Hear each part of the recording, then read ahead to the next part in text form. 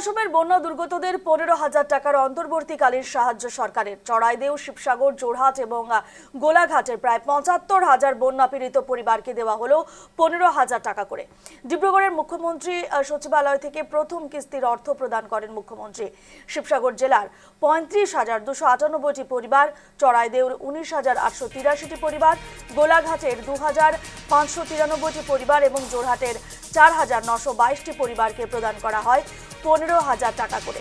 এর জন্য 112 কোটি টাকা ব্যয় করেছে রাজ্য সরকার।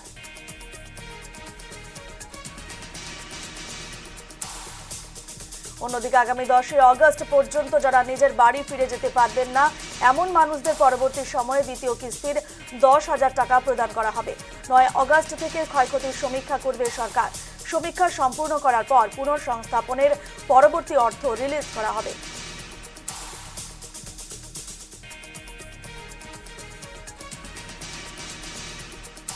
প্ৰতিটো বানাক্ৰান্ত পৰিয়াললৈ 15,000 টকাৰ সন্মান ৰাখি আমি আগবঢ়াইছো।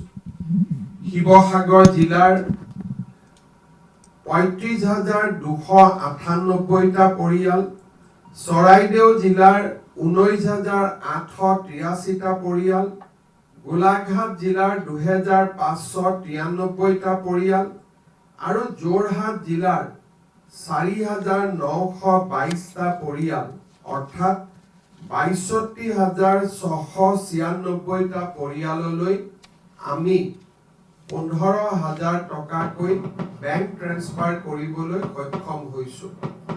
কিন্তু জিলা আয়ুক্তসকলে আমাক জনোৱা মতে এই পৰিয়ালসমূহৰ সংখ্যা 75,000লৈ বৃদ্ধি হ'ব। আজি আমি আৰু 15,000 পৰিয়ালক বেংক ট্ৰান্সফাৰ কৰিবৰ বাবে সাজু হৈ আছো। জিলা আয়ুক্তসকলৰ পৰা বেংক একাউণ্টছৰ ডিটেইল অহাৰ লগে লগে আজি সন্ধিয়া বা অহাকালি আমি এই 15,000 পৰিয়াললৈ পুনৰ ধনৰাশি মুকলি কৰিম। এনে এছেছমেণ্ট আমাৰ অহাকালিও চলি থাকিব, অৰ্থাৎ 5 তাৰিখ পৰ্যন্ত আমি এই ধন মুকলি কৰি থাকিম।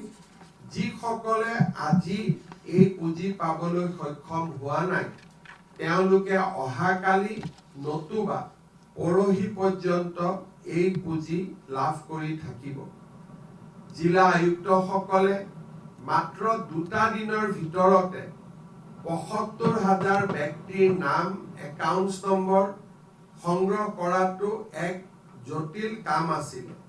জিলা আয়ুক্তসকলে আৰু তেওঁলোকৰ লগত কাম কৰা চৰকাৰী বিষয়া কৰ্মচাৰীসকলে ইতিমধ্যে 80% কাম সম্পূৰ্ণ কৰিবলৈ সক্ষম হৈছে, অৰ্থাৎ 75,000 পৰিয়ালৰ 62,000 পৰিয়ালক আজি আমি সাহায্য প্ৰদান কৰিবলৈ সক্ষম হৈছো।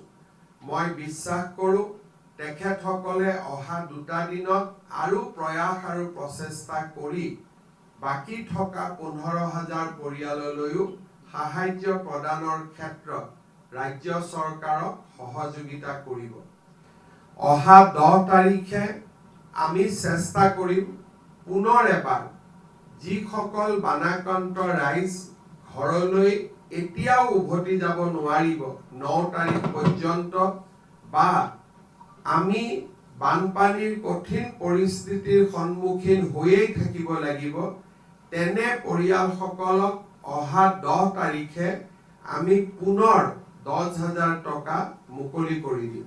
মই মাত্ৰ আশা কৰিম যে এই পুঁজি যিসকল বিপদত পৰি আছে বা পৰি থাকিব মাত্ৰ তেওঁলোকৰ বাবেহে যাতে আমি প্ৰেৰণ কৰিব পাৰোঁ, তাৰ বাবে এক সুন্দৰ সমীক্ষাৰ জৰিয়তে জিলা আয়ুক্তসকলে যোগ্যজনৰ নাম আগবঢ়াব।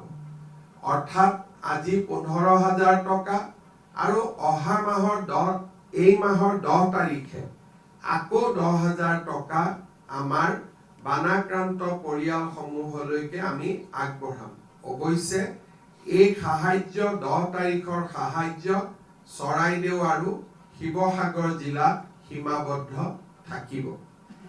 অহা 7 তাৰিখে মই যোৰহাটলৈ যাম আৰু আমি যোৰহাটত চাৰিওখন জিলাৰ বিষয়া কৰ্মচাৰীসকলক প্ৰশিক্ষণ দিম যে কি ধৰণে বানাক্ৰান্ত পৰিয়ালসমূহক স্থায়ী সাহায্য দিয়াৰ বাবে এইবাৰ আমি জৰীপ কৰিব লাগিব।